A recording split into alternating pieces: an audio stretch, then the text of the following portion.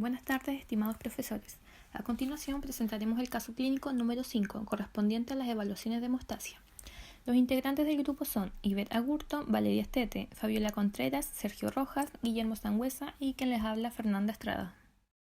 En la presentación del caso tenemos a un varón de 69 años que presenta antecedentes de hipertensión arterial e insuficiencia renal crónica secundaria. Además presenta un cuadro de un mes de evolución consistente con dificultad respiratoria y disnea de reposo. En la exploración física, el paciente se encuentra febril y con disnea, con una presión arterial 130 sobre 80 milímetros de mercurio y con una frecuencia cardíaca de 108 latidos por minuto, además de presentar auscultación pulmonar que evidencia crepitaciones bilaterales. Dentro de los análisis de laboratorio se encontró una anemia normocítica normocrómica con un recuento plaquetario de 163.000 por milímetro cúbico y leucocitos de 10.000 por milímetro cúbico, con una creatinina de 4,5 miligramos por decilitro y una urea de 164 miligramos por decilitro. En el cuadro de la insuficiencia cardíaca, el tratamiento se inició con un catéter femoral y un recambio de este a la semana debido a una malfunción. Los exámenes de control arrojaron un resultado de 80% para el tiempo de protrombina y 33 segundos para el tiempo de tromboplastina parcial activado.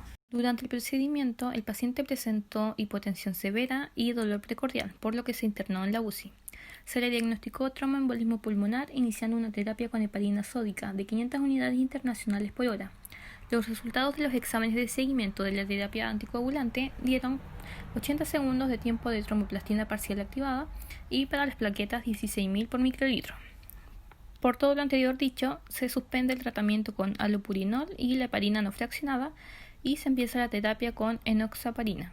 Debido al diagnóstico de tromboembolismo pulmonar, a la terapia con heparina sódica y a los resultados de las plaquetas durante el seguimiento de la terapia anticoagulante, nos hace sospechar de una trombocitopenia inducida por heparina, la cual se describe como una trombocitopenia inexplicable que comienza de 4 a 14 días después de la administración de heparina. En la etiología de la trombocitopenia inducida por heparina, a pesar de ser poco frecuente, puede llegar a ser grave producto del tratamiento con cualquier heparina. Es una enfermedad inmunológica que se caracteriza por una trombocitopenia moderada y la asociación paradojal de trombosis arterial o venosa. Es más frecuente en pacientes tratados con heparina no fraccionada que en pacientes tratados con heparina de bajo peso molecular. Se debe a la formación de anticuerpos de clase IgG que actúan contra el complejo de heparina factor plaquetario 4. Aproximadamente un 8% de los pacientes tratados con heparina desarrollan anticuerpos y solo un 1% progresa a una trombocitopenia inducida por heparina.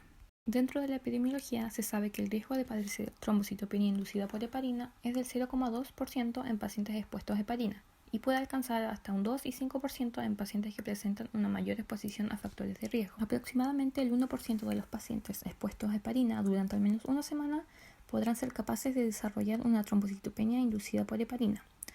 Otro dato importante es que el 50% de ellos podrá tener una trombosis y la frecuencia es más alta en mujeres. En su fisiopatología, la heparina se une al factor plaquetario 4, sufriendo un cambio conformacional, lo que la hace actuar como inmunogénica. Esto lleva a la formación de anticuerpos que en su mayoría son IgG, formando el complejo multimolecular de factor plaquetario 4, heparina e inmunoglobulina G. Luego, este complejo activa las plaquetas uniéndose a través del receptor Fc. La plaqueta activada será capaz de liberar factor plaquetario 4 adicional y micropartículas protrombóticas que fueron derivadas de estas mismas plaquetas. Finalmente, el complejo inmunológico interactúa con las células endoteliales y promueve el daño endotelial inmunomediado. En cuanto al diagnóstico de esta enfermedad, vamos a encontrar que lo más importante es el cuadro clínico característico de una trombocitopenia inducida por heparina.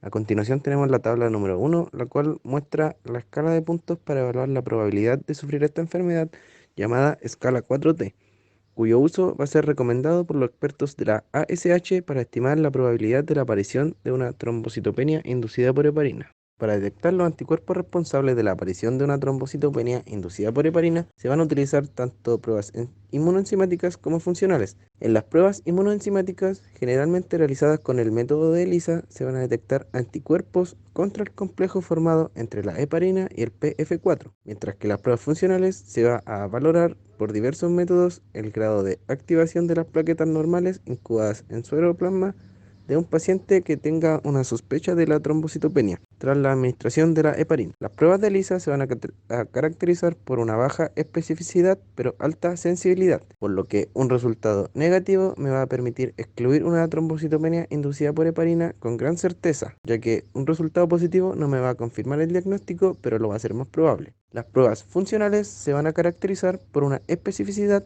mucho mayor en la detección de los anticuerpos responsables de la aparición de la trombocitopenia inducida por heparina, y un resultado positivo me va a generar sospechas muy significativas de esta trombocitopenia. Sin embargo, el diagnóstico final de la trombocitopenia nunca se determina únicamente por los resultados de las pruebas de laboratorio.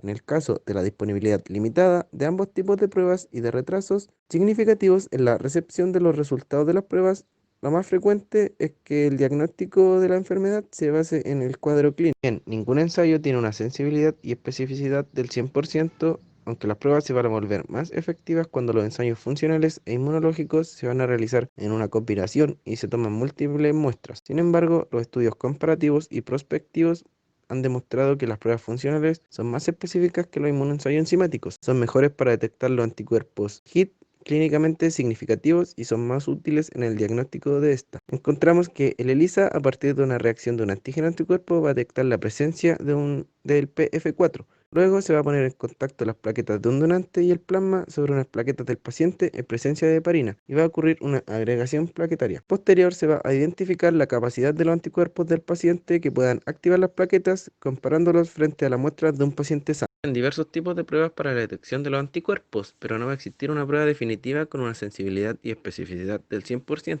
Los métodos inmunológicos que van a detectar la inmunoglobulina G, A y M circulantes van a tener una sensibilidad cercana al 97%, a costa de una baja especificidad, que alrededor de un 74 a un 86% más alta en los métodos que solo detectan IgG, especialmente en los pacientes que son sometidos a cirugías cardíacas, lo que va a resultar en un valor alto predictivo negativo mayor a un 95%. Los métodos funcionales, como la medición de la agregación plaquetaria o la liberación de la serotonina de plaquetas activadas, van a aumentar la especificidad y el valor predictivo positivo, cercano a un 89 a un 100%.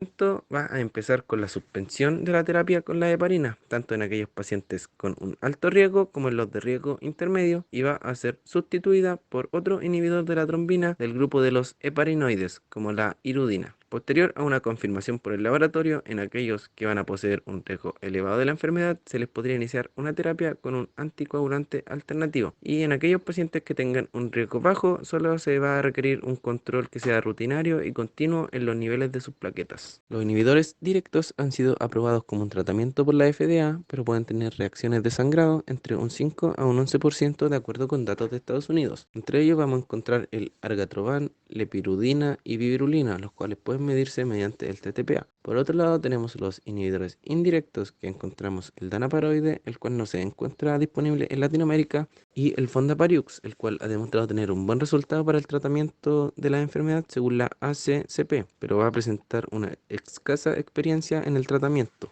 Al igual que el fondaparinux, puede ser utilizado como terapia alternativa debido a su baja reactividad cruzada con los anticuerpos de la heparina FP4. Los anticoagulantes orales directos han sido aprobados por la FDA para múltiples tratamientos y también han tenido buenos resultados para el tratamiento de la trombocitopenia inducida por heparina, pero al igual que el fondapariux van a presentar una escasa experiencia en el tratamiento. La guía de American College of Physicians, o nombrado anteriormente como ACCP, publicada en el 2012, va a recomendar 3 fármacos, que es algatroban, el lepirudin y el danaparoide, pero ninguno de estos se va a encontrar disponible en Chile. En la tabla 2 vamos a encontrar los anticoagulantes orales directos para el tratamiento de la enfermedad, con sus mecanismos de acción, sus dosis, la vida media, entre otras cosas. Encontramos el dabigatran, que es un inhibidor directo de la trombina, y el rivaroxaban junto al apixaban, los cuales tienen un mecanismo de acción inhibiendo directamente el factor 10A. Podemos ver que ninguno de estos 3 medicamentos va a requerir de un monitoreo y ninguno de los 3 ha sido aprobado por la FDA. Bueno, la trombocitopenia inducida por heparina va a ser uno de los riesgos que pueden ocurrir por el tratamiento con la heparina no fraccionada. Sin embargo, el porcentaje de padecer esta enfermedad va a ser relativamente bajo, siendo más frecuente en las mujeres que en los hombres. Para ello, es vital que sea diagnosticada a tiempo, ya que puede producir reacciones que van a llevar a la muerte del paciente, y para esto la medición de varios métodos diagnósticos han sido de ayuda, como lo pueden ser la agregación plaquetaria, ELISA y la liberación de una serotonina. Todo esto con el fin de garantizar un tratamiento ideal y una mejora en la salud de nuestro paciente. Como tecnólogo médico, el rol frente a los conocimientos y un adecuado manejo de las técnicas para un correcto diagnóstico y una correcta evolución en el tiempo en cuanto a la enfermedad. Esta es la bibliografía utilizada por nuestro grupo para el caso clínico. Paciente varón de 69 años de edad cuyo antecedente presenta hipertensión arterial y una insuficiencia renal crónica secundaria. Acude al hospital debido a una dificultad respiratoria y una disnea con un mes de evolución. Se le realizó la exploración física donde se encontró en un estado afebril, disneico, presión arterial de 130 sobre 80 milímetros de mercurio, frecuencia cardíaca de 108 latidos por minuto y crepitaciones bilaterales. Se le realizaron los análisis de laboratorio, donde se encontró que presentaba una anemia hemolítica normocítica normocrómica. Sus niveles de leucocitos eran de 10.000 por milímetro cúbico, una creatinina de 4,5 miligramos por decilitro y una urea de 164 miligramos por decilitro. Debido a una insuficiencia cardíaca, se inició un tratamiento a través de un catéter femoral. Se le realizaron los exámenes control, arrojando un nivel de TP de 88% y un TTPA de 33 segundos.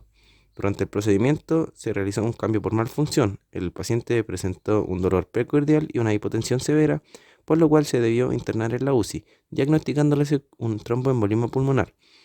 Para ello se inició una terapia con heparina sódica, lo cual empeoró el cuadro, suspendiéndose la heparina e instaurando una terapia con enoxiparina.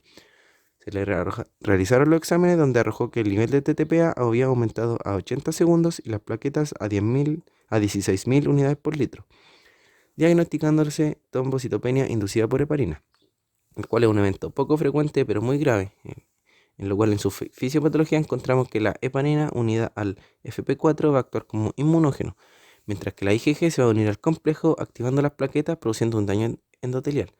En cuanto al diagnóstico, tenemos la tabla de score de las 4T, pruebas inmunoenzimáticas y pruebas funcionales. Para su tratamiento se requiere la suspensión inmediata de la heparina no fraccionada. Encontramos inhibidores directos e indirectos de la trombina, el Fondapariux y anticoagulantes directos orales.